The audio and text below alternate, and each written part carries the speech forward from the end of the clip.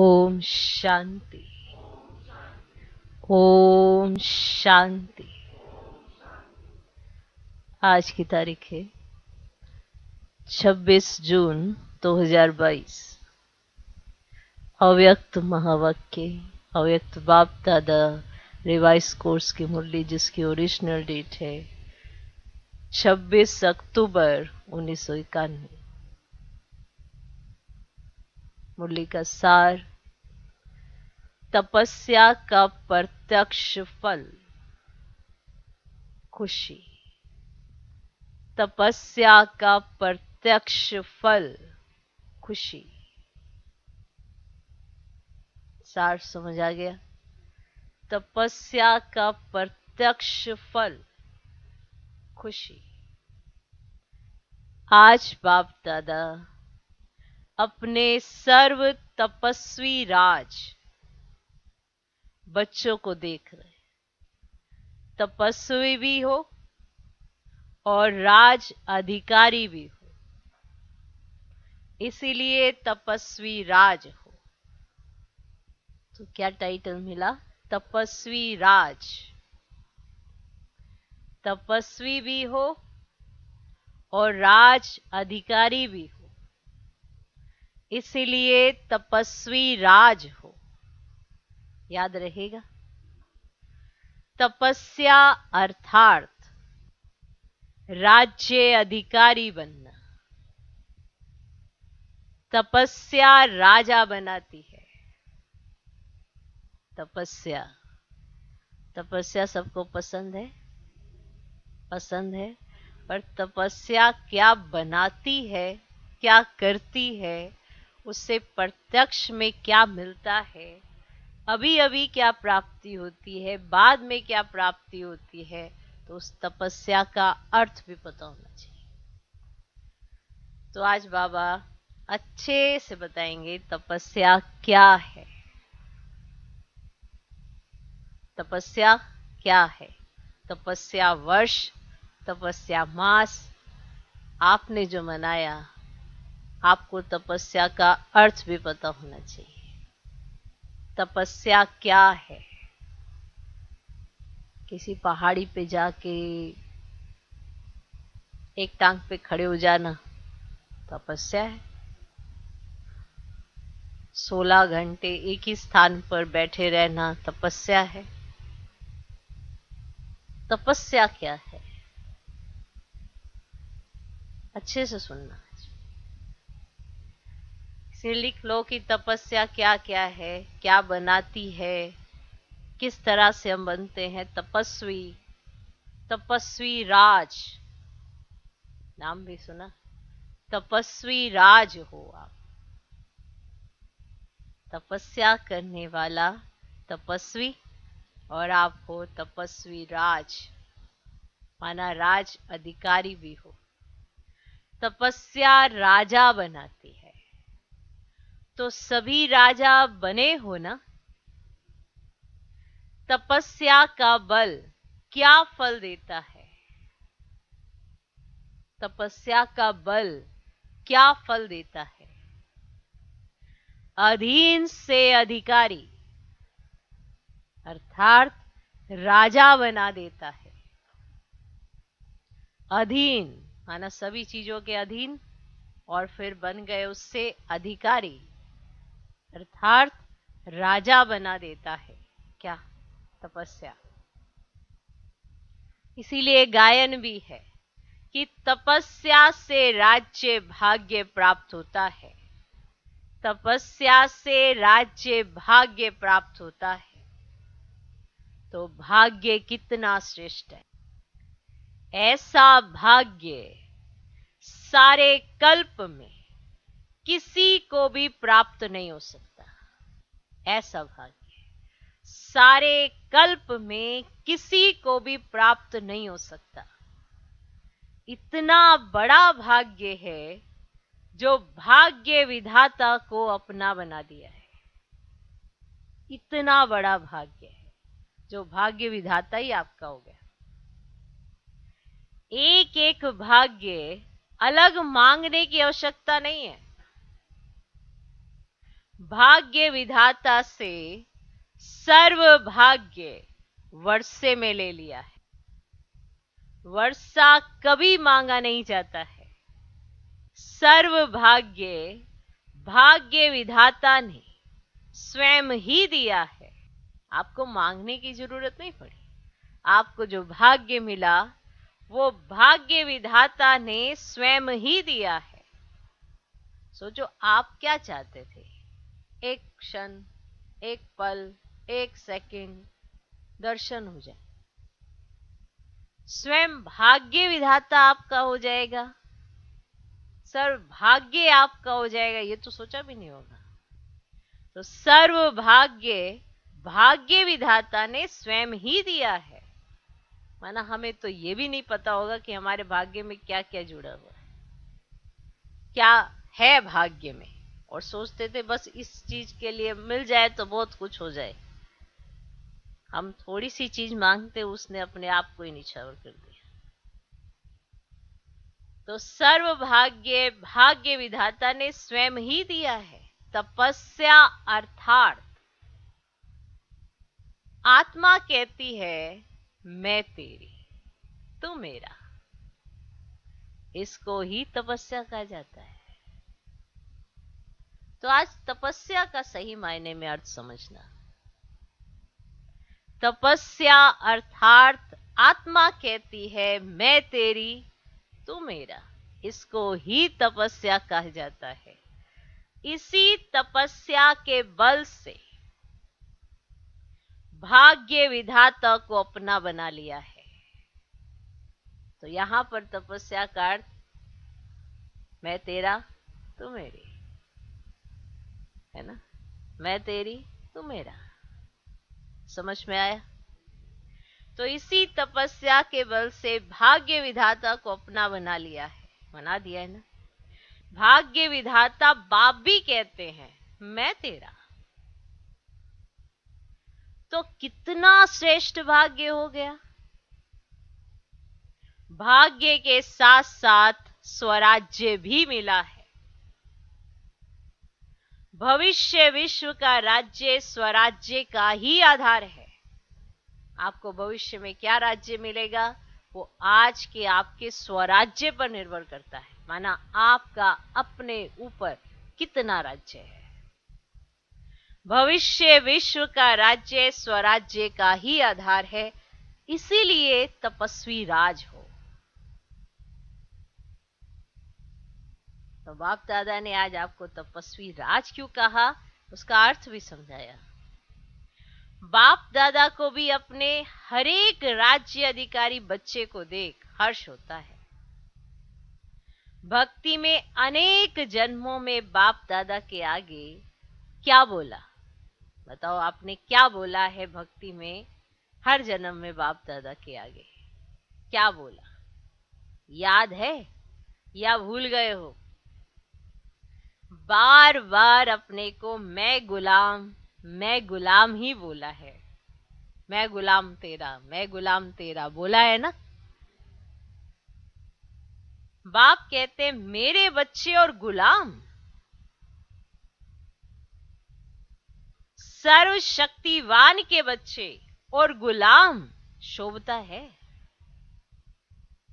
इसीलिए बाप ने मैं गुलाम तेरा के बजाय क्या अनुभव कराया? मैं तेरा। माना आप बाबा को ये नहीं कहें कि मैं गुलाम तेरा, बाबा ने कहा कि मैं तेरा। तो गुलाम से राजा बन गए। अभी भी कभी गुलाम तो नहीं बनते हो? नहीं बनते हो? ऐसा बन तो नहीं जाते हो? गुलामपन के पुराने संस्कार कभी मर्ज तो नहीं होते हैं। माया के गुलाम होते हो? बताओ। राजा कभी गुलाम नहीं बन सकता है। गुलामपन छूट गया वह कभी कभी अच्छा लगता है। तो तपस्या का बल बहुत श्रेष्ठ है। और तपस्या क्या करते हो? तपस्या में मेहनत करते हो? बाप दादा ने सुनाया था कि तपस्या क्या है। याद आया कुछ? तपस्या क्या है?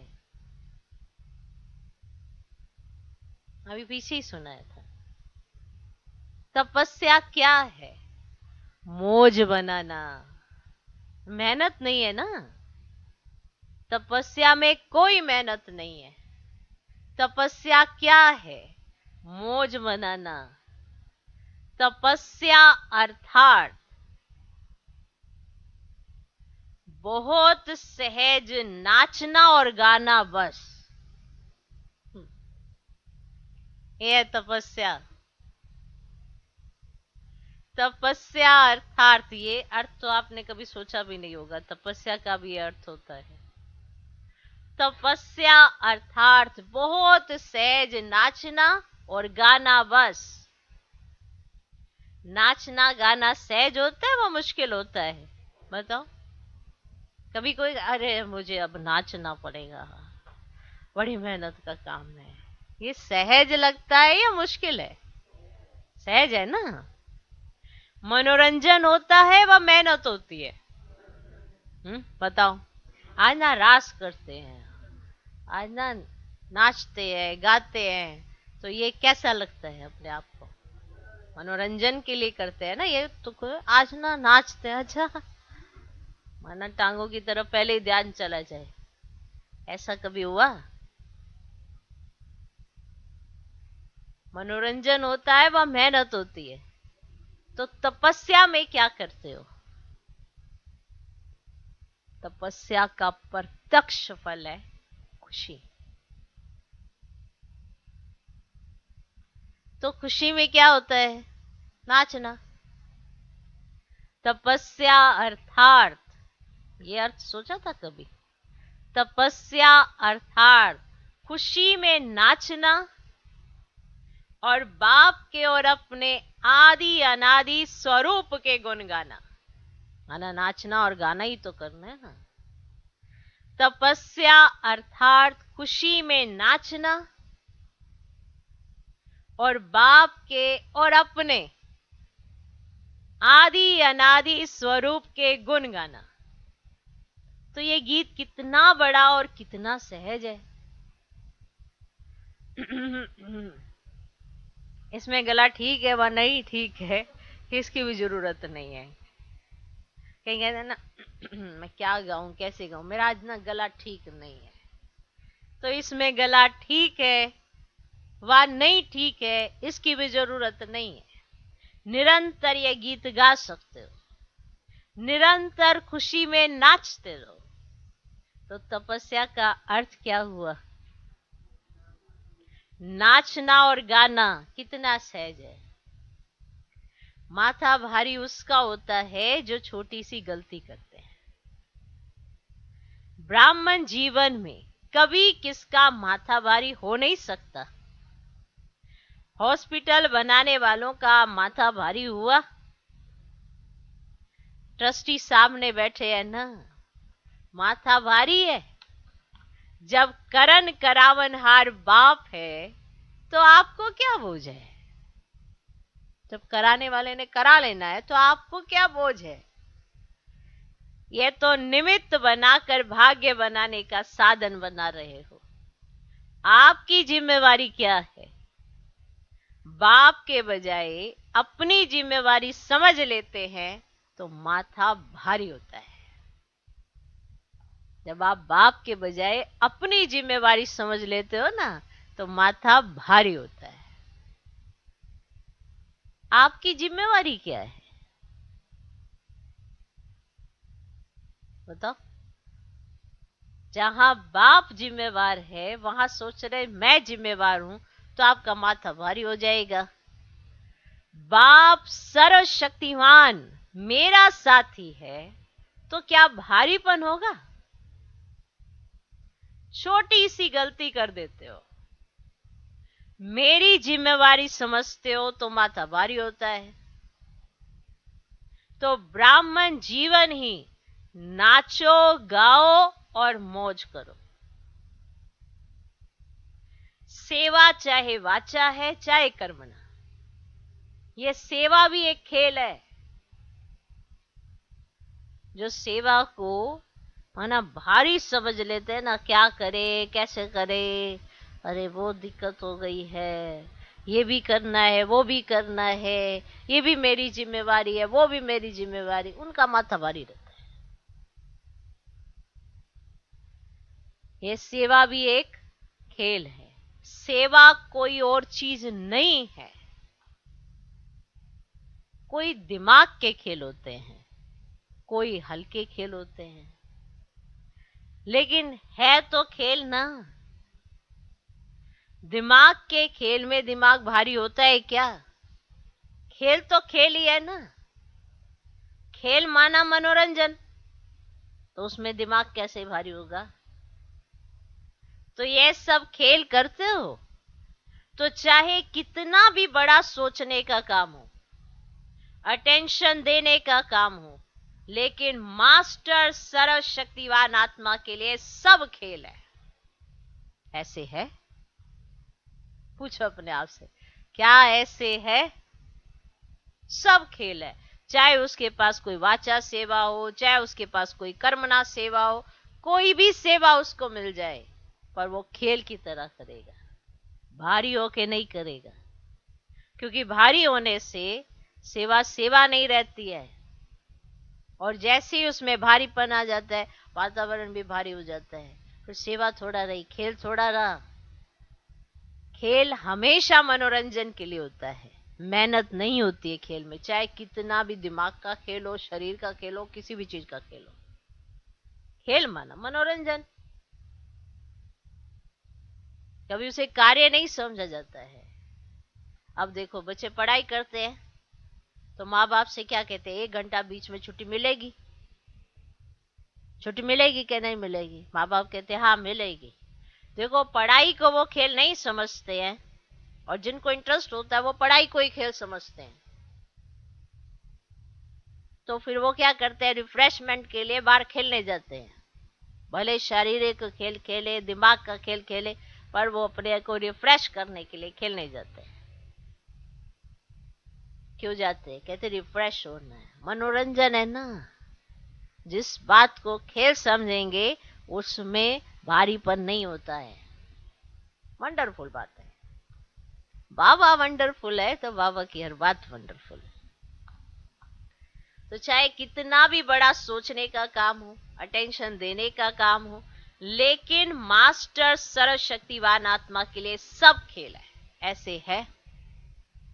वह थोड़ा थोड़ा करते करते थक जाते हो, मेजॉरिटी अथक बनते हो, लेकिन कभी कभी थोड़ा थक जाते हो।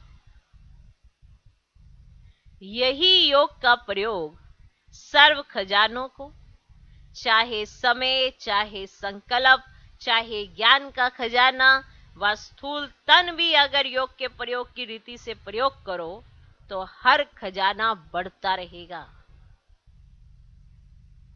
इस तपस्या वर्ष में योग का प्रयोग किया है ना? क्या प्रयोग किया है? इस एक एक खजाने का प्रयोग करो। कैसे प्रयोग करो? कोई भी खजाने को कम खर्चा और प्राप्ति अधिक। अब खजाने कौन से थे पता है ना? समय, संकल्प, ज्ञान का, स्थूल तन के द्वारा कोई भी खजाने, श्वास का, हर बात का, समय, श्वास, संकल्प, बोल, कर्म, हर चीज में ये जो भी खजाने मिले हैं, इसका जो इस्तेमाल करो वो आप कम खर्चा और प्राप्ति अधिक। याद है अभी पीछे वरदान भी आया था, मेहनत कम सफलता ज्यादा। इस विधि से प्रयोग करो। मेहनत कम लगे, सफलता ज्यादा हो, इस विधि से प्रयोग करो। जैसे समय को व संकल्प को उठाओ। चलो ये 2 खजाने उठाओ, समय और संकल्प को उठाओ। ये श्रेष्ठ खजाने हैं, समय का खजाना और संकल्प का खजाना। तो संकल्प का खर्च कम हो लेकिन प्राप्ति ज्यादा हो। माना संकल्प कम चले, श्रेष्ठ चले और प्राप्ति ज्यादा हो। संकल्प का खजाना समझ में आया? जो साधारण व्यक्ति 2-4 मिनट संकल्प चलाने के बाद, सोचने के बाद सफलता व प्राप्ति कर सकता है, वे आप 1-2 सेकंड में कर सकते हो। जो एक साधारण व्यक्ति है वो 2-4 मिनट लगाता है, संकल्प चलते हैं, फिर वो प्राप्ति करता है। आप कितने लगाओ? 1-2 सेकंड। तो आपने यहां पे समय भी बचाया, संकल्प भी बचा लिए। वो 2-4 मिनट लगा के संकल्प चलाएंगे इतनी देर तक, तो आपने दोनों खजाने बचा लिए 1-2 सेकंड लगा के। जिसको साकार में भी ब्रह्मा बाप कहते थे, कम खर्चा बाला निश्चय। खर्च कम करो लेकिन प्राप्ति 100 गुना हो। इससे क्या होगा? जो बचत होगी, चाहे समय की चाहे संकल्प की, तो बचत को औरों की सेवा में लगा सकेंगे। अब जहां पर आपका यहां पे समय बचा, तो वो समय आप दूसरों की सेवा में लगा सकेंगे। दान पुण्य कौन कर सकता है? जिसको धन की बचत होती है वही तो कर सकता है ना। अगर अपने प्रति लगाने जितना ही कमाया और खाया, तो दान पुण्य तो नहीं कर पाएंगे ना। तो योग का प्रयोग यही है, कम समय में रिजल्ट ज्यादा, कम संकल्प से अनुभूति ज्यादा, तब ही हर खजाना औरों के प्रति यूज कर सकेंगे। क्लियर? ऐसे ही वाणी और कर्म, कम खर्चा और सफलता ज्यादा, तब ही कमाल गाई जाती है। बाप दादा ने कमाल क्या की, कितने थोड़े समय में क्या से क्या बना दिया, तब तो कहते हो कमाल कर दी। एक का पदम गुना प्राप्ति का अनुभव करते हो, तब कहते हो कमाल कर दिया। जैसे बाप दादा का खजाना प्राप्ति और अनुभूति ज्यादा कराता है, ऐसे आप सब भी योग का प्रयोग करो। सिर्फ ये गीत नहीं है कि बाबा आपने कमाल कर दिया है, सब ये गीत ही नहीं गाना है बाबा आपने कमाल कर दिया। आप भी तो कमाल करने वाले हो, करते भी हो, लेकिन तपस्या के चलते हुए समय में मेजॉरिटी की रिजल्ट क्या देखी? तपस्या का उमंग उत्साह अच्छा है, तपस्या का उमंग उत्साह अच्छा है, अटेंशन भी है, सफलता भी है, लेकिन स्वयं प्रति सर्व खजाने यूज ज्यादा करते हो। माना खुद में ही इतने खजाने खुद के इस्तेमाल कर लेते हो, तो दूसरों के लिए कैसे करेंगे? माना खुद में कुछ बचाओगे तो दूसरों के लिए लगाओगे। अब मैंने खुद पे इतना खर्चा कर लिया, तो दूसरों पे क्या खर्च करूं बताओ? माना अपने लिए इतने संकल्प चल जाते हैं, अपने लिए ही समय नहीं बच पाता, तो फिर वो समय संकल्प जब बचेंगे ही नहीं, तो दूसरों पे कैसे लगेंगे? तो तपस्या का उमंग उत्साह अच्छा है, अटेंशन भी है, सफलता भी है, लेकिन स्वयं प्रति सर्व खजाने यूज ज्यादा करते हो। अपनी अनुभूतियां करना यह भी अच्छी बात है, लेकिन तपस्या वर्ष स्वयं प्रति और विश्व सेवा प्रति दिया हुआ है। तपस्या वर्ष अपने लिए और विश्व के लिए दिया है ना। तपस्या के वाइब्रेशंस विश्व में और तीव्र गति से फैलाओ। जो सुनाया कि योग के प्रयोग को और अनुभव की प्रयोगशाला में प्रयोग की गति को बढ़ाओ। वर्तमान समय सर्वात्माओं को आवश्यकता है आपके शक्तिशाली वाइब्रेशन द्वारा वायुमंडल द्वारा परिवर्तन होने की, इसलिए प्रयोग को और बढ़ाओ। सहयोगी बच्चे भी बहुत हैं। यह सहयोग ही योग में बदल जाएगा। अगर कोई आपको सहयोग देता है तो खुश हो जाओ कि कोई सहयोग देता है, आगे चलकर वो योग में बदल जाएगा, वो योगी बनेगा, क्योंकि वो आज आपको सहयोग दे रहा है। यह सहयोग ही योग में बदल जाएगा। एक है स्नेही सहयोगी और दूसरे है सहयोगी योगी। लो, इस पे भी सुनो, भगवान ने कितना अच्छे से डिटेल में समझाया है। एक है स्नेही सहयोगी और दूसरे है सहयोगी योगी, और तीसरे हैं निरंतर योगी परयोगी। एक है स्नेही सहयोगी और दूसरे हैं सहयोगी योगी, और तीसरे हैं निरंतर योगी परयोगी। अभी अपने से पूछो, मैं कौन? स्नेही सहयोगी, सहयोगी योगी, योगी परयोगी, निरंतर योगी परयोगी। तो अभी अपने से पूछो, मैं कौन? लेकिन बाप दादा को तीनों ही प्रकार के बच्चे प्रिय हैं। कई बच्चों के वाइब्रेशंस बाप दादा के पास पहुंचे हैं, भिन्न भिन्न प्रकार के वाइब्रेशंस हैं। जानते हो कौन सी बात बाप के पास पहुंची है? इशारे से समझने वाले हो ना, हो ना।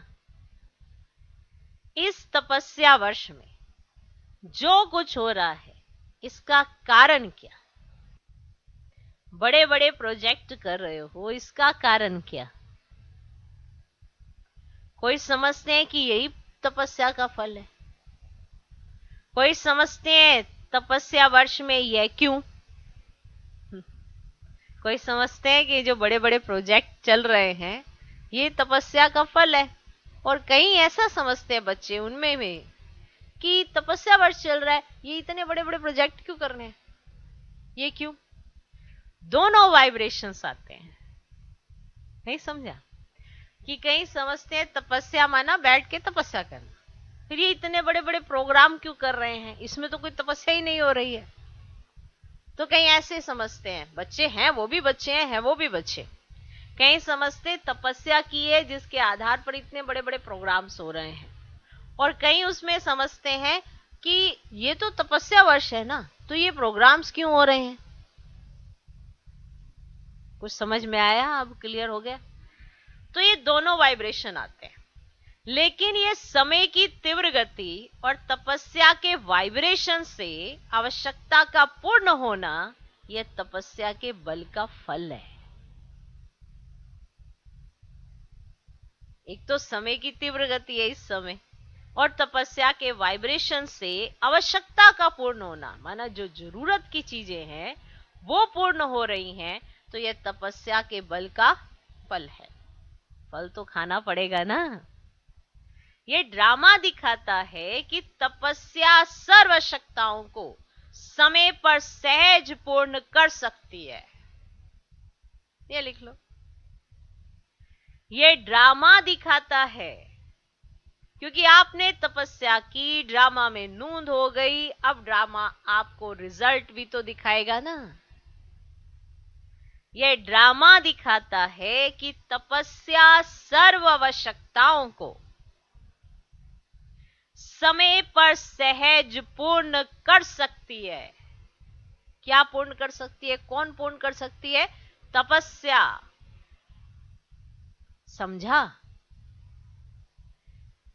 क्वेश्चन नहीं उठ सकता कि ये क्यों हो रहे हैं। कहीं ऐसे ही करते हैं बच्चे, ये क्यों हो रहा है, वो क्यों हो रहा है, ये क्यों हो रहा है, वो क्यों हो रहा है, ये तो तपस्या वर्ष था, ये तो तपस्या मास है, इसमें ये क्यों हो रहा है, वो क्यों हो रहा है, वो क्यों हो रहा है। उठते हैं कईयों के, अपने नहीं उठते हैं तो पता नहीं चलता, लेकिन कईयों के उठते हैं। कुछ भी होगा तो कहेंगे अरे ये क्यों कर रहे हैं। कोई भी प्रोग्राम हो रहा होगा, कोई विंग्स का प्रोग्राम होगा, कुछ भी होगा, कोई गेट टुगेदर होता है, कुछ भी होता है, कोई प्रोग्राम्स होते हैं, तो उसमें कहीं ऐसे ही सवाल उठाते रहते हैं, ये तो तपस्या का समय है, ये क्या हो रहा है, ये प्रोग्राम क्यों हो रहे हैं? तो क्वेश्चन नहीं उठ सकता कि ये क्यों हो रहे हैं। तपस्या अर्थात सफलता सहज अनुभूति हो। तपस्या आपको सहज सफलता की अनुभूति कराए। आगे चलकर असंभव कैसे सहज संभव होता है, यह अनुभव ज्यादा से ज्यादा करते रहेंगे। माना सबको लगेगा ये बात असंभव है, पर वो कैसे संभव हो जाती है, ये ज्यादा से ज्यादा अनुभव होगा। विघ्नों का आना, ये भी ड्रामा में आदि से अंत तक नूंद है। कहीं कहते विघ्न आए ही नहीं और हम सहज चलें। विघ्न आए ही नहीं तो आपको कैसे पता पड़ेगा कि आप चल रहे हो, रुक गए हो, बैठे हो, लेटे हो, कैसे पता चले। विघ्नों का आना, यह भी ड्रामा में आदि से अंत तक नूंद है। यह विघ्न भी असंभव से संभव की अनुभूति कराते हैं। विघ्न आते हैं तभी तो पता पड़ता है कि आपने क्या कमाई की है। ये विघ्न भी असंभव से संभव की अनुभूति कराते हैं, और आप सभी तो अनुभवी हो ही गए हैं, इसीलिए विघ्न भी खेल लगता है। विघ्न भी खेल लगता है। जैसे फुटबॉल का खेल करते हो, फुटबॉल का खेल करते हो ना, तो क्या करते हो, बॉल आता है तब तो ठोकर लगाते हो। अब बॉल आई ही नहीं, आपने ठोकर लगाई ही नहीं, तो आप खिलाड़ी कहां से। खेल है, ठोकर जो लगाता है वही खिलाड़ी कहा जाता है। बॉल आई, ठोकर लगाते हो। अगर बॉल ही ना आए तो ठोकर कैसे लगाएंगे, खेल कैसे होगा। यह भी फुटबॉल का खेल है। विघ्न का आना, आपका ठोकर लगाना। आए नहीं ऐसा नहीं सोचना चाहिए कि बाबा आप है साथ में फिर भी विघ्न आ रहे हैं। बाबा है साथ में इसलिए तुम्हारे पास बॉल आ रही है, ठोकर लगाओ और खिलाड़ी नंबर 1 बन जाओ। यह भी फुटबॉल का खेल है। खेल खेलने में मजा आता है ना, या मूंझते हो, कोशिश करते हो ना कि बॉल मेरे पांव में आए, मैं लगाऊं। मानो जो फुटबॉल खेलना जानता है वो क्या कोशिश करता है, चलो चलो दूसरे खेलने वो खड़ा रहे। उसकी क्या कोशिश रहती है कि वो बॉल ना मेरे पास आए और मैं ठोकर लगाऊं। ये खेल तो होता रहेगा, नथिंग न्यू। ड्रामा खेल भी दिखाता है और संपन्न सफलता भी दिखाता है। ये भी वरदान में आपने सुना था कि ड्रामा खेल भी दिखाता है और संपन्न सफलता भी दिखाता है।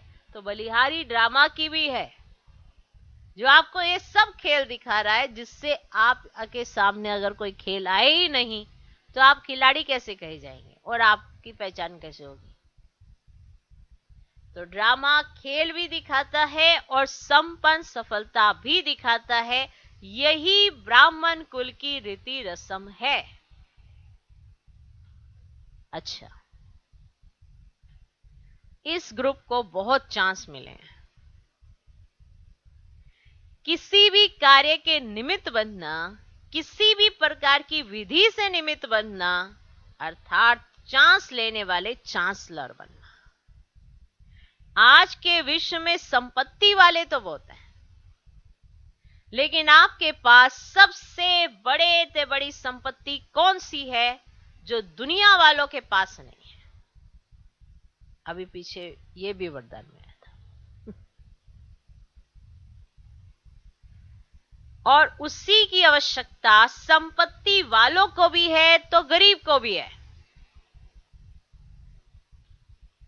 वह कौन सी संपत्ति है? अभी पीछे आया था, सबसे बड़े से बड़ी आवश्यक संपत्ति है सिंपथी। याद आया? याद आया? सिंपथी।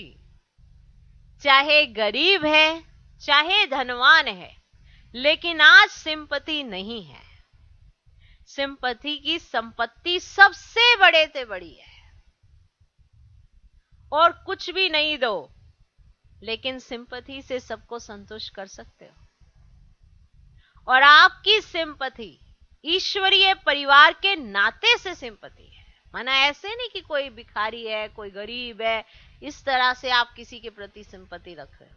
ईश्वरीय नाते से आपकी सिंपथी है, ये याद रखना। किसी को आप देखते हो कि कोई ऐसा है कोई वैसा है, रास्ते में चलते भी कभी देखते हो, अरे ये ऐसा है ये वो है, ऐसे नहीं। ईश्वरीय परिवार के नाते से, माना है तो परमधाम से आई हुई आत्मा। आपकी सिंपथी ईश्वरीय परिवार के नाते से सिंपथी है, अल्पकाल की सिंपथी नहीं। पारिवारिक सिंपथी सबसे बड़े से बड़ी सिंपथी है और यह सबको आवश्यक है और आप सबको दे सकते हो। रूहानी सिंपथी तन मन और धन की भी पूर्ति कर सकती है। रूहानी सिंपथी माना ये सिंपथी शुभ भावना शुभकामना कराती है। रूहानी सिंपथी तन मन और धन की भी पूर्ति कर सकती है। अच्छा, इस पर ना फिर सुनाएंगे, ठीक है? इस पर फिर सुनाएंगे। चारों ओर के तपस्वी राज श्रेष्ठ आत्माएं सदा योग के प्रयोग द्वारा कम खर्च सफलता श्रेष्ठ अनुभव करने वाले, सदा मैं तेरा तू मेरा इस तपस्या में मगन रहने वाले, सदा हर समय तपस्या के द्वारा खुशी में नाचने और बाप और अपने गुण गाने वाले, ऐसे देश विदेश के सर्व समृद्धि स्वरूप बच्चों को बाप दादा का याद प्यार और नमस्ते। हम रूहानी बच्चों की भी रूहानी बाप दादा को नमस्ते नमस्ते नमस्ते। Good morning good morning good morning. आज का वरदान, अपने चलन और चेहरे द्वारा भाग्य की लकीर दिखाने वाले श्रेष्ठ भाग्यवान भव।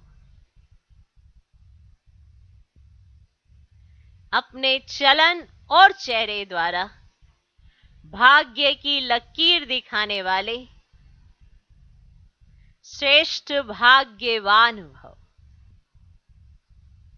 आप ब्राह्मण बच्चों को डायरेक्ट अनादि पिता और आदि पिता द्वारा ये अलौकिक जन्म प्राप्त हुआ है,